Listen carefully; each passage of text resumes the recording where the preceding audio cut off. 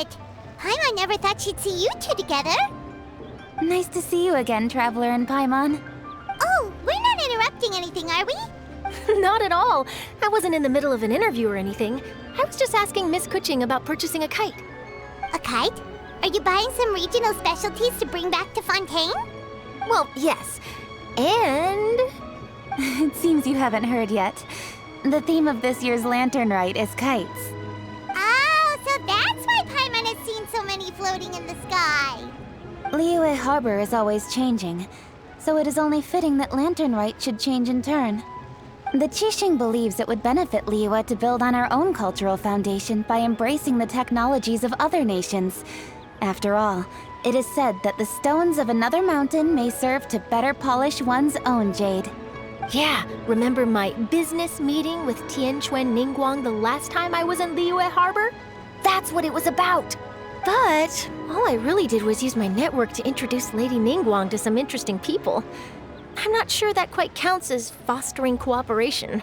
In the end, we decided to combine Liyue's traditional art of kite making with Fontaine's mechanical vertical lifting device. Mechanical lifting device? Sounds pretty impressive. But don't kites just use the wind to fly? Why would you need to add something mechanical? Well, you've actually just answered your own question, Paimon. How high and far a kite can fly depends as much on the weather conditions as on the skill of the person holding the string. But as soon as there's no wind, you can only flail about helplessly like a sweet flower medaka out of water. Experience doesn't matter at that point. Exactly. Liyue is now a nation ruled by humans, after all. It's about time we had the power to make a kite fly, don't you think? Plus, the easier we can make it to enjoy, the more people will want to participate. Right? I also thought it was a novel idea. Plus, it shouldn't cost much to do. With Miss Charlotte's help, everything has gone smoothly. Our new mechanical kites are already available to purchase from a stall in the harbor. We're having trouble keeping up with demand. We also gave quite a bit of thought to the price. We didn't want it to be too much more expensive than a traditional kite. Cool! Turns out you two and Ningguang like playing with toys just as much as Paimon! Toys? They're not exactly toys. You see, Miss Kuching? That does seem to be everyone's first reaction. Although kites are one of our most time-honored cultural relics, outside of their use in certain ceremonies, I suppose they're considered playthings more than anything now. But to me, there's so much more than that. Think for a second about how remarkable it is that a flimsy paper kite attached to a string has the capacity to touch the sky. It is this slight piece of paper that also carries the weight of Liyue's cultural traditions. There's an old poem that goes, "O kite born of paper, flying true and sound, a lone traveler wanders, just waiting to be found." In the past, poets from Liyue used kites to symbolize a feeling of longing, or evoke the peacefulness of idyllic rural scenery.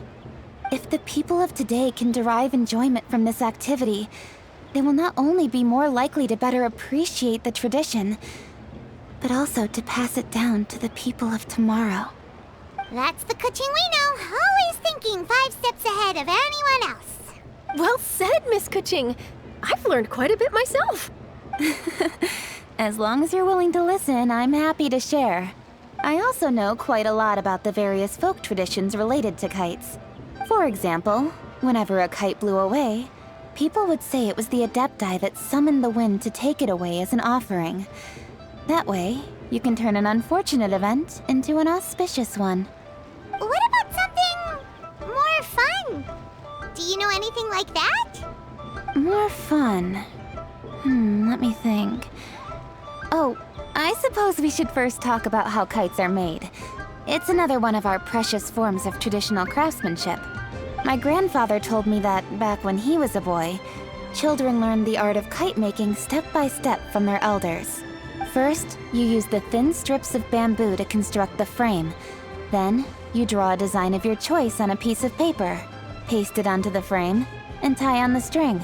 Then, you look towards the sky and release the kite to soar among the clouds. Some people write down certain names or desires on their kites, cut the string, and let them fly free. Others may place particular thoughts or meaning into the design itself. Are certain designs associated with certain meanings? I'm gonna jot all of this down. Well, for example, kites in the shape of a butterfly typically symbolize freedom, happiness, or the desire to break free. Fascinating. What else can you tell me? The scissored-tailed swallow is the most classic design. It symbolizes good fortune and joyful tidings. Different colors also have small variations in meaning. Are these commonly understood meanings and symbols in Liyue? Kind of like the language of flowers in Fontaine. I believe so.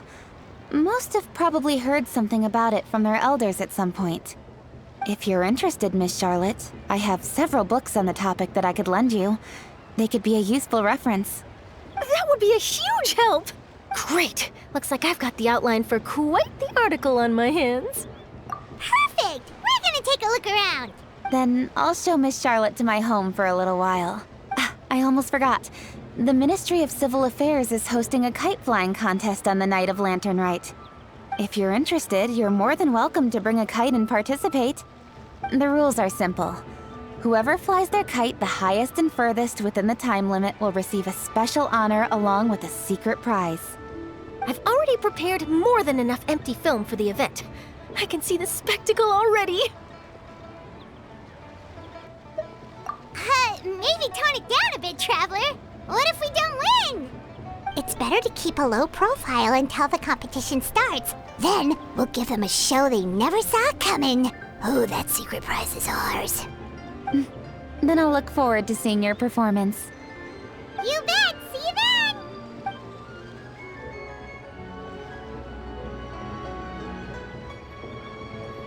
Wait, Traveler? Take a peek to your right. Do you see those two people lurking over there? Is it just Paimon? Or were they staring at us the whole time we were talking to Kuchin and Charlotte just now? Great, so it wasn't just Paimon. Do you think they could be treasure hoarders? They always seem to be stirring up trouble during Lantern Rite. Oh, Paimon's sick of waiting around for something bad to happen. We should strike first, you know. Foil their plans before they even begin. You go right, Paimon will go left.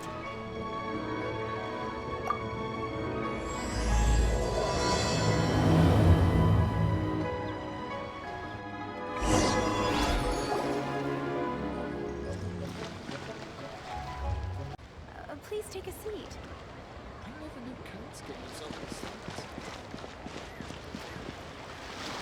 Oh.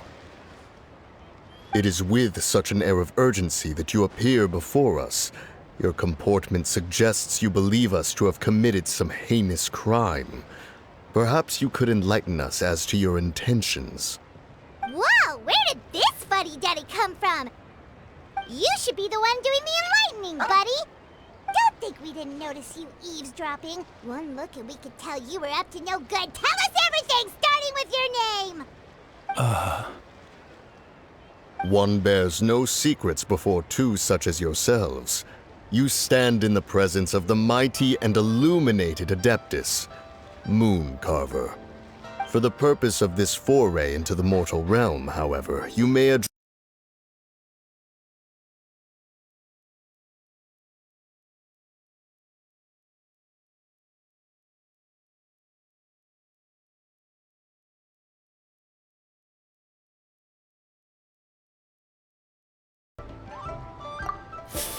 You kidding? That deer's got his head stuck so far up in the clouds, there's no way he'd humble himself down here with the rest of us. You may want to hold your tongue, Paimon. Don't think that Paimon is gonna believe you just because you know her name. Let Paimon guess, you're supposed to be Mountain Shaper, right? Indeed. Mooncarver and myself have descended upon the mortal realm for a visit. The two of you may call me Jiahu. Looks like you did your research. But in our experience, the harder you try to lead us on, the more likely it is that we've got a big fish on our hands. We'll go straight to the Millilith and have you arrested for impersonating Preposterous. Utterly preposterous! Right! Tell us something that only an Adeptus would know. And it better not be some common knowledge that any person on the street could tell you. During the last Lantern Rite, we gathered at Mount Hulao with Rex Lapis and made use of Cloud Retainer's supreme cuisine machine to prepare bamboo shoot soup. Perhaps you have some recollection? The flavor of that soup was more than enough to whet one's appetite. As such, Cloud Retainer assented to my use of the device beyond that singular occasion, providing other recipes to boot. Since then, one has dabbled in the pleasures of the culinary arts whenever time allows. Dabbled? Upon one's last sojourn to your mountain, did you not immediately attempt to hide the device behind a chunk of amber as soon as one's presence was known? Did one not speak up on your behalf but a moment ago? This is how you choose to repay that kindness? One is simply trying to emphasize the veracity of our claim. That does not mean you should reveal personal matters so readily. They might think one bears no difference from Cloud Retainer. Forget it. One does not have the breath to waste on such petty trifles. That might have been more detail than we needed. Seems like you two are the real deal, and Paimon's sorry for suspecting you. But, for beings as forgiving as yourselves, this is just water under the bridge, right? You indeed have an agile mind. Cloud Retainer was not mistaken in her high estimation of you. Paimon's still curious about something. It's just... Paimon can understand why Mountain Shaper is here, but why did you decide to come to the city, Mooncarver? It's not really your thing, is it? It is but an inevitable eventuality. Long have the mountains remained strangely idle since Cloud Retainer's move to Liyue Harbor. With Lantern Rite near at hand, one would expect Cloud Retainer to provide us with an account of the festivities in advance. Yet to this day, she has failed to appear. Cloud Retainer is hardly the forgetful sort. One must never rest idle in the face of that which demands action. And since our acquaintances dwell in Liyue Harbor, we had to travel here in human form to avail ourselves of their aid, Cloud Retainers in this case. But a moment ago, one heard you speak of a mechanical kite of sorts. It appears the essence of...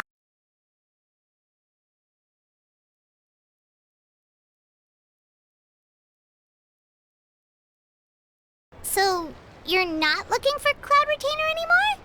Perhaps there are aspects of Cloud Retainer's temperament that remain opaque to young Paimon. Given one's understanding, one can only imagine the anger that now consumes her.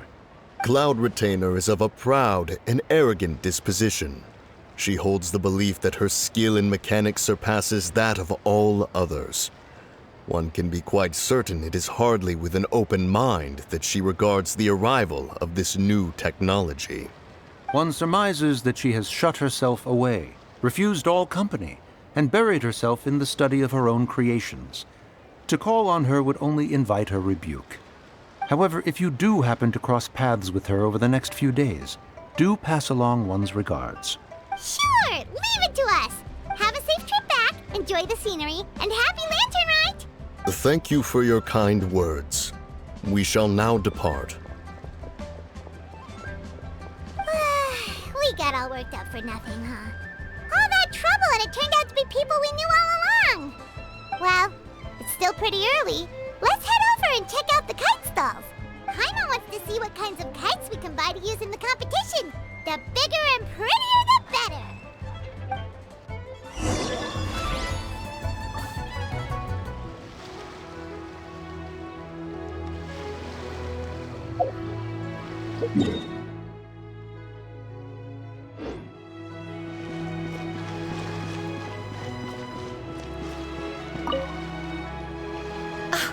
Welcome! Are the two of you looking to buy a kite? Would you like me to go over the different designs? Ooh! A scissor-tail swallow! And a butterfly! And... oh! This jade chamber design is our newest. It's been selling like crazy over the past 2 days. Does it also have a unique meaning? Of course. The Jade Chamber symbolizes wealth and abundance. The kite bearing its design is said to bring riches in the future to those who fly it. Oh, now that's Paimon's kind of kite. I apologize for the interruption, but are all your wares in order, Miss Genuine?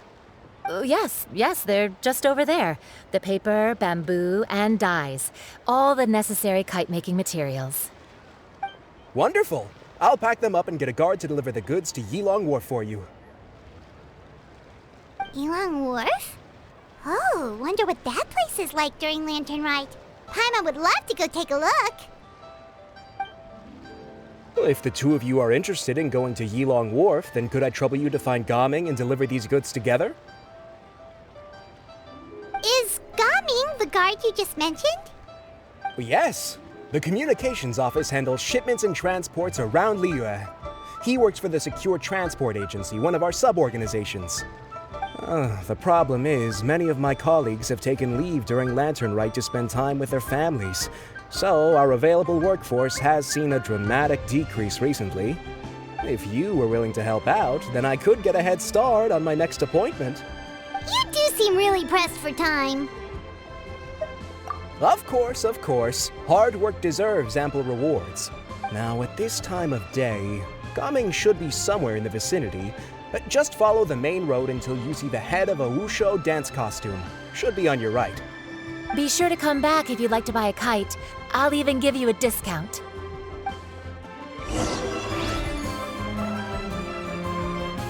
By the way, do you know my aunt? Everyone calls her Granny Shan. I've heard her mention Gaming before. Apparently he's a nice, outgoing fellow and all-around good guy. I never knew kites came in so many styles.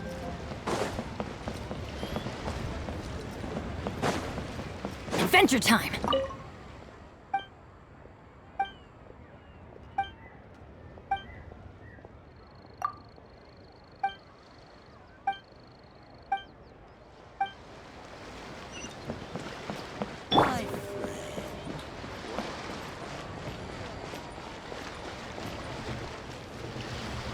Wait, I thought we had an agreement. Loser buys dim sum tomorrow? Look at you. Scowl like that for much longer and your face might stay that way. Hey now, don't be upset. How about this? You extend the invitation and I'll pay. No way, Gaming. You're always the one picking up the tab. I'm not trying to be a sore loser. I just didn't expect you to come from behind to win like that. That was nothing. All in a day's work, friend. Perfect, Gaming is here. Sorry to interrupt, Gaming. We just spoke to a guy from the communications office who needs you to deliver some goods to Yilong Wharf. Oh, that must have been Longzhou. Looks like I've got work. Gotta go. Sure, go do your thing. Let's have a rematch when you get back. I won't let you win so easily next time.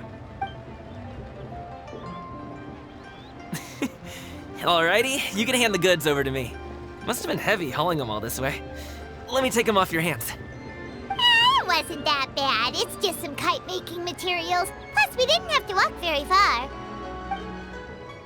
Kite-making materials. I see. I'm glad it wasn't too much trouble, Paimon. Still, I owe you one. Ah, and you must be the traveler. It's nice to meet you. Thanks for your help. Huh? You know us? There probably aren't many in Liyue who don't. I've heard quite a bit about you two. You're quite well known around these parts. Oh, and please excuse Longzhou if he forgot to thank you. Take my thanks in his place. He's a good guy. He's just been super busy lately, running around from place to place. Don't be too hard on him, yeah?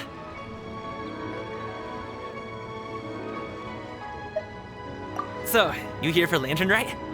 Yep. It's always so lively this time of year. We were actually hoping we could tag along to Yilong Wharf and have a look around. Perfect! We'll go together then. I'm good with directions, so just follow me. Trust me, I know my way around. We can exchange stories, tell jokes, or just chat along the way. Oh, and there are a couple of good places to eat along our route. We can stop and grab a bite when it's time.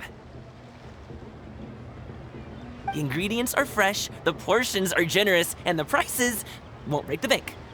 You can order anything, and I promise, you won't be disappointed. Order anything? Hey, did you really have to call Paimon out like that in front of our new friend? Don't worry, I understand. I joke around like that with my friends, too. It just shows how close you are. Do you need to pack anything up before we hit the road? I can wait. Nope, our things are always packed and ready. We're pretty much travel experts at this point. Oh, that's right. Then let's get going. If we run into any trouble, you can count on me to protect you. I am a guard, after all.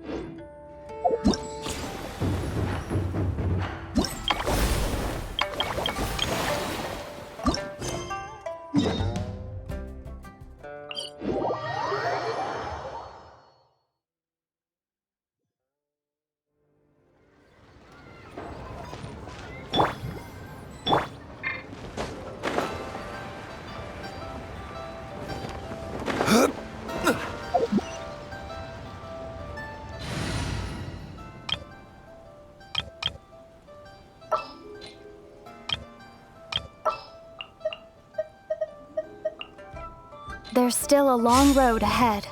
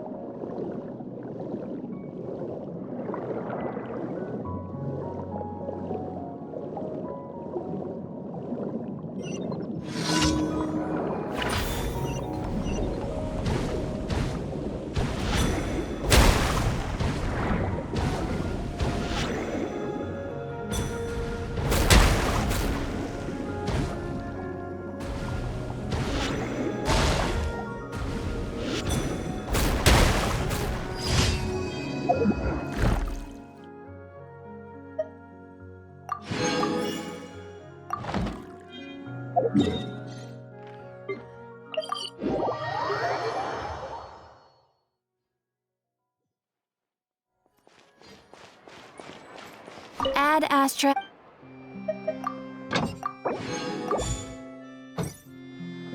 Add Astra. Thank you for